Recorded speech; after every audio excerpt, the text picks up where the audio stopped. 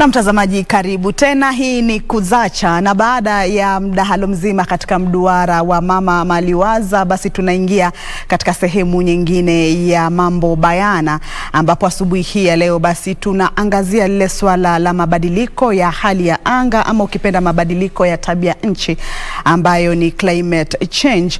Kumbuka mtazamaji, ni swala ambalo limegonga vichwa vya habari, nitaweza sema dunia nzima, manake hata juzi kulikuwa na ile kongamano ule upande wa Glasgow, ambapo ile ya COP26, ambapo kuna masuala mbalimbali yalizungumziwa na zile nchi ambazo zinahusika. Zile nchi tutasema ni tajiri na zile nchi ambazo bado ndio zinainukia katika kuendeleza mataifa yao, na kuna masuala mbalimbali yaligusiwa. Kuna masuala pia ambayo yalisemekana ya kujumuisha wanawake, ambapo wanasema kwa wanawake wanastahili kuwa mstari wa mbele, pia kuhusishwa pakubwa katika vita hivi dhidi ya mabadiliko ya tabia nchi. Lakini mtazamaji, nimemshirikisha anaitwa Tabitha Muchaba. Huyu ni mwanadada ambaye ni mkurugenzi wa mipango katika shirika lisilo la kiserikali humu nchini linafahamika kama ICCASA, ambalo linajishughulisha pakubwa na maswala ya kusaidia nchi, mipango tofauti tofauti nchini Kenya katika jinsi ya kuweza kukabiliana na swala zima la mabadiliko ya hali ya anga. Karibu sana Tabitha. Asante. Pengine tu kukuuliza, ni ICCASA, shirika lenu linafahamika kama ICCASA. ICCASA inasimamia nini haswa, ni nini kwa manufaa ya mtazamaji, ni nini na inajihusisha na nini? Asante. ICCASA kwa kimombo inamaanisha Inclusive Climate Change Adaptation for Sustainable Africa. Kazi yetu ni kufahamisha communities, vijiji, policy makers na wananchi ya kuwa climate change ipo na inaathiri jinsia tofauti. Inaathiri wa mama tofauti na jinsia ya kiume, na pia wanarika wanaafektiwa tofauti, na even vulnerable groups, pole kwa kimombo, vulnerable groups na indigenous groups. So kazi yetu ni kufahamisha watu vile climate change inawa-affect na vile wanaweza tengeneza systems and structures kusaidia hizi vikundi tofauti. Ndio. Na tunaona ni swala ambalo limetatiza nchi nyingi. Kama saa hizi unaona kuna ile kongamano la devolution ama kongamano la ugatuzi linaloendelea kule Wotema Kuweni, na ni kwamba wameeka kauli mbiu kwamba ni mabadiliko ya hali ya anga, kumaanisha kwamba Kenya pia ipo mstari wa mbele katika kujaribu kupambana na vita hivi. Pengine tukianza ni kwamba tumeona kwamba wanawake wamejaribu kuhusishwa, ama kabla tujaingia kwa upande wa wanawake, pengine tumweleze tu mtazamaji wetu hali hii ya mabadiliko ya hali ya anga imefikia kiasi gani, yani Kenya tumeathirika kiasi gani? Asante. Kwanza wacha nipongeze serikali ya Kenya. I think niyo ya kwanza kukuwa na ukongamano wa watu after COP26 kuhusu climate change, na hiyo ni pongezi kubwa na a very good progress kwetu kama nchi. Pia tumeweza kuona katika hii devolution counties, serikali za county zimeitikia kutengeneza sheria za climate change. Wameitikia kutenga pesa za climate change, which is a very good progress for us as a country. Tukiangalia climate change Kenya haswa, inatuadhiri kitofauti. Kuna mahali kuna mafuriko, na saizi Kenya tukienda Turkana kuna kiangazi. Kuna wale wana chakula na kuna wengine hawana chakula. Leo asubuhi nimepata WhatsApp message na niambia nikunywe maji kwa sababu kumetabiriwa kutakuwa na joto jingi. Wametabiri kutakuwa na joto jingi kadri siku inavyoendelea, vile zinakuja, na kuna muhimu tukunywe maji mengi. Mtazamaji, najua ulikuwa hujui hilo, kwa hivyo tayari ushapata utabiri wa hali ya hewa kwamba kutakuwa na joto jingi, kwa hivyo tunywe maji mengi. Tunywe maji mengi. Kwa hivyo kama Kenya tumeathiriwa sana. Tukiangalia pia mvua, wakulima wanashindwa kupanda kwa sababu hawatujui mvua inakuja lini. Kitambo tulikuwa tunapanda mwezi wa 4 Aprili, lakini sasa unakuta hata Aprili hakuna mvua. Kwa hivyo tumeweza kuona climate change imetuadhiri vibaya kama nchi, na ni vizuri kuona county governments zikiamua kupanga, zikiamua kuchukua hii kitu kama kuchukua hii issue ya climate change as a serious issue. And nilikuwa sikiliza jana, nikaona one of the county governments wakisema kutoka 2022 tutaanza kuona hizi sheria zikitekelezwa. Tutaanza kuona hizi sheria wananchi wakihusishwa kuziandika, na pia wananchi waweze kubenefit from hizi sheria. Katika kufanya hamasisho kama dhamira yenu katika shirika lenu, hii hamasisho munaifanya vipi? Sijui kama munaenda kwa vijiji ama ni makundi. Hii hamasisho kuhusu jinsi mabadiliko ya hali ya anga yanatuathiri sisi kama Wakenya. Manake mimi niko hapa naweza kuwa sielewi vizuri ama ninaelewa kidogo, lakini kuna mwingine kule nje pia haelewi vizuri. Yani nikisema tunahamasisha, tunawaambia nini ama tunawaeleza nini? Kwanza niseme wana vijiji washaona adhiri ya tabia nchi. Wako na solutions, washaziona, lakini labda hawajapata mtu wa kuwaeleza. Sasa sisi kama wataalamu wa climate change tunaongea nao, tunaweza kuwasikiliza vilio zao, pia tunakuja tunawapatia mawaidha, na tuna work we are also partnering na government, serikali, kusaidia kutengeneza policy na acts that zitaweza kusaidia watu wa vijijini. So pia tumetengeneza vitabu ama vitangwaji flyers ama videos na hizi vitu ku create awareness, ndio watu waweze kujua vile tabia nchi ina affect na vile wanaweza ku adapt to this impacts of climate change. Another thing we are doing is provide. Tunawapatia for example, wakulima wanapatiwa climate resistant crops that they can be planted, zinaweza pandwa kwenye wanaishi, depending on location, depending on where they are located. So we are providing, at the same time we are advising, and at the same time we are collaborating, partnering with the government, ndio tuweze kufight climate change. Yes. Kuna mtu pale nje pengine anaweza kuwa anauliza hii mabadiliko ya hali ya anga, mimi kama mwananchi niliye huku chini inanihusu vipi? Mimi hata pengine sielewi. Kuna serikali ama kuna mashirika kibinafsi kama nyinyi, kuna wizara za mazingira ambazo hao ndo wanafaa kushughulikia. Mimi mwenye niko huku chini nafanya kusikia tu huko. Je, anahusika? Yule mwenye yuko kule chini anahusika? Je, anaweza kuwa mmoja wa wale ambao wanaweza kusaidia serikali katika kupambana na vita dhidi ya mabadiliko ya hali ya anga, na ni vipi? Unahusika. Acha kwanza nijibu. Sisi kama wananchi tunahusika. Tumeona sukari, bei ya sukari imeenda juu. Inamaanisha ukulima wa miwa imeenda chini. Na tukiangalia vizuri tutajua ni climate change ndio imeaffect. Kumaanisha kama hatutakuwa at the front line ya kupigana na climate change, tutaendelea kuumia kama wananchi. Na ni vizuri kama mwananchi ujielemishe, ndio uweze kujua penye mimi naishi, pale penye naishi, naweza fanya nini ndio niweze kupigana na hii climate change. Ninaweza panda nini? Ni chakula gani naweza mea vizuri hapa penye naishi kuliko kwingine? Ni nini nimekuwa nikifanya naitakana niache? Ukiangalia the use of plastics, ukitupa uchafu kwako kwa nyumba, unahakikishanga umetupa in a way that haitaenda kudegrade. Kudegrade, for example, ukikuta watu kwa matatu, unaona mtu amemaliza kukula chips zake amerusha karatasi. Umefikiria kuona venye hiyo karatasi itaharibu environment. So sisi kama wananchi tunaweza fanya kitu. Unaweza hakikisha umetupa uchafu wako vizuri, umepanda chakula mzuri. Ukikuwa na kama unaokota maji ya mvua, unahakikisha umeokota maji isipotelee, kwa sababu clean water is one of the things zitakuwa affected na climate change.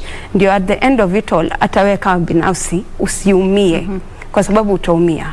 Lakini wacha pole nimekukata kauli.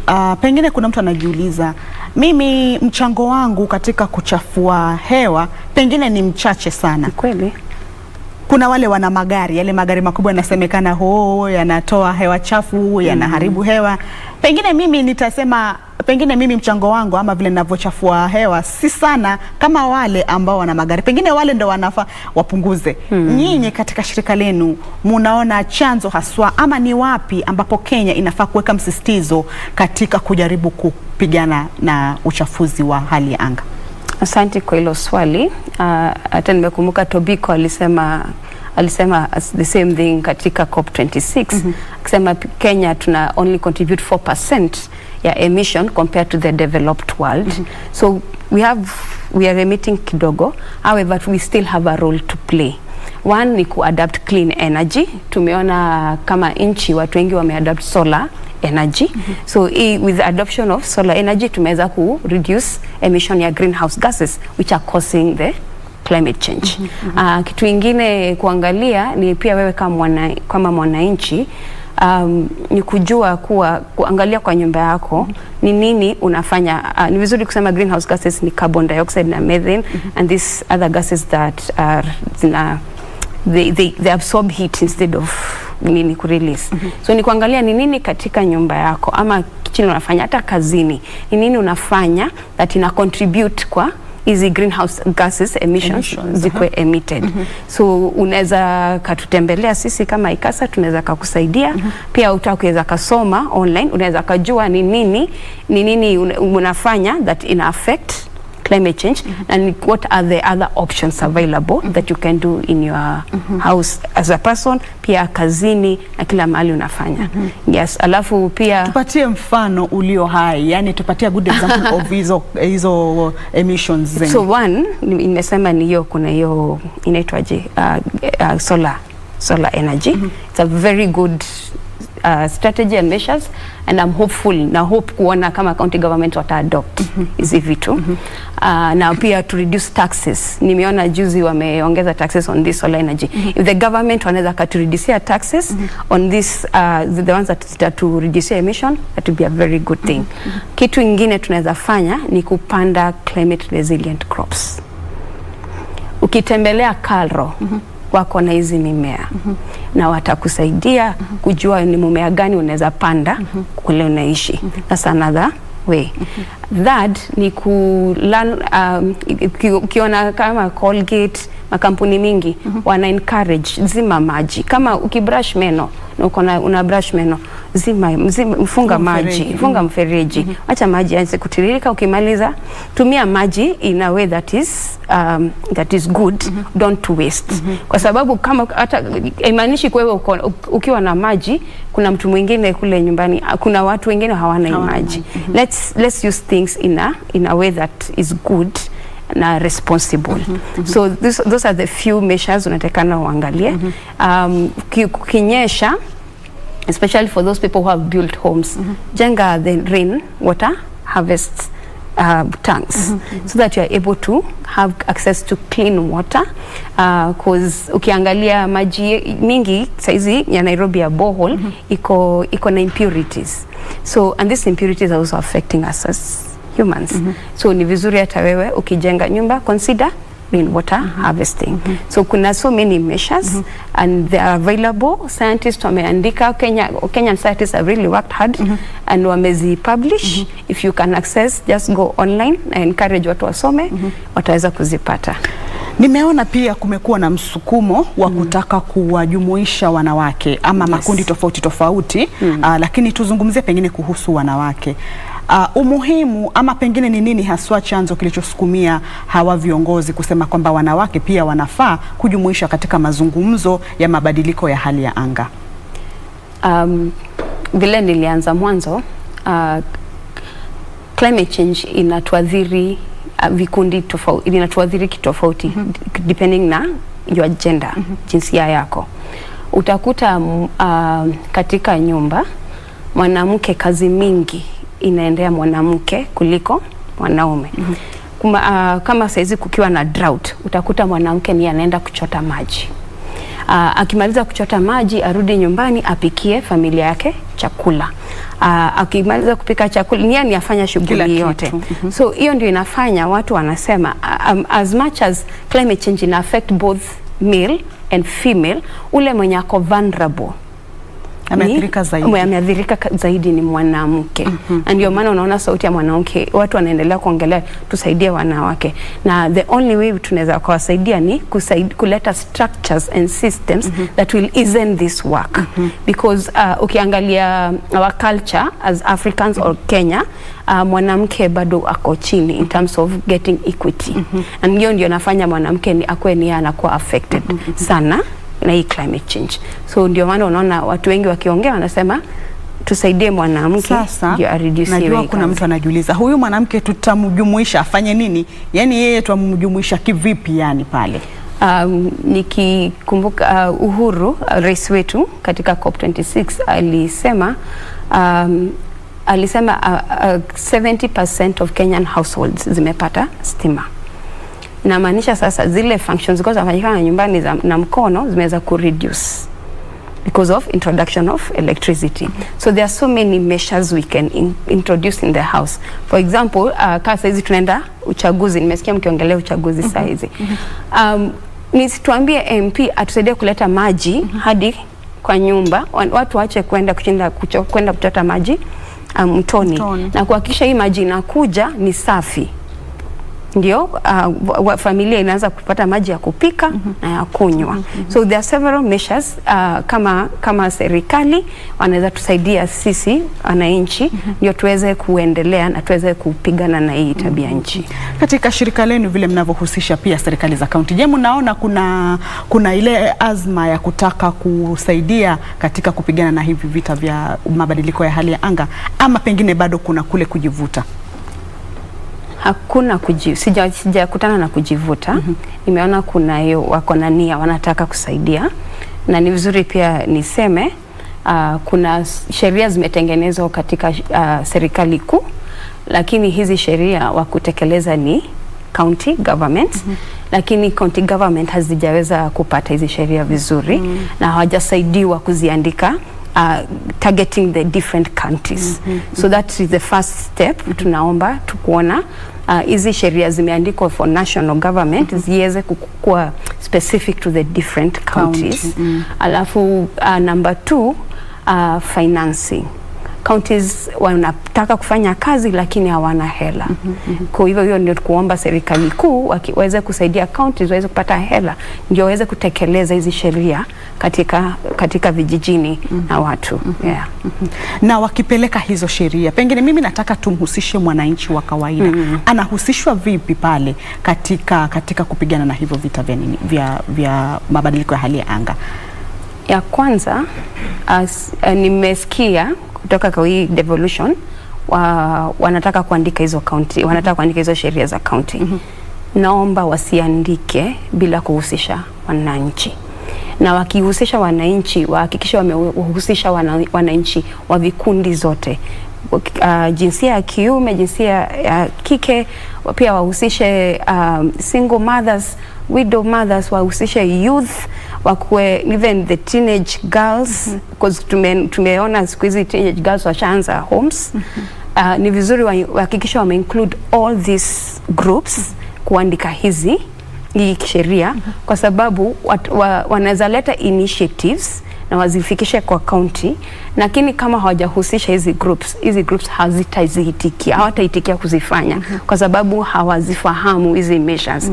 Na ni vizuri kufahamu kuwa wananchi wako na solutions na tuheshimu that wako na solutions. Kwa hivyo tuwasikilize kwanza kabla tutengeneze sheria, kwa sababu wanaona vile tabia nchi imewaffect, imewadhiri, wanaiona, na ni vizuri tuwasikilize ndio kukuwe na solutions. Pia ningeuliza county governments wafanye kazi na wataalamu, kwa sababu wataalamu wako na the knowledge. So tukiweza combine hiyo knowledge na hii knowledge ya wananchi, tutaweza kukama na sheria yenye itatusaidia sisi kama Kenya. Je, kuna mambo tofauti ambayo wanawake wanaweza kuambiwa kuyafanya, pengine kama ni katika ukulima ama ni katika kazi zingine tofauti ambazo zinaweza kusaidia kupunguza uchafuzi wa hali ya hewa? Manake hao ndio wengi wako nyumbani na wanajihusisha na ukulima pengine. Kweli. Hiyo ndio tunaita women empowerment.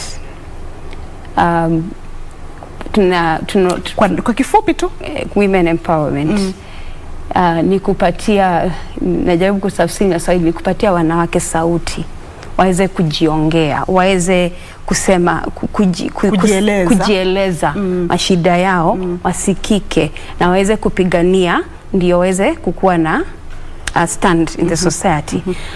So katika women empowerment, nikiangalia for example Kenya and our culture, utakuta I will speak a lot of agriculture because I'm experienced in agriculture.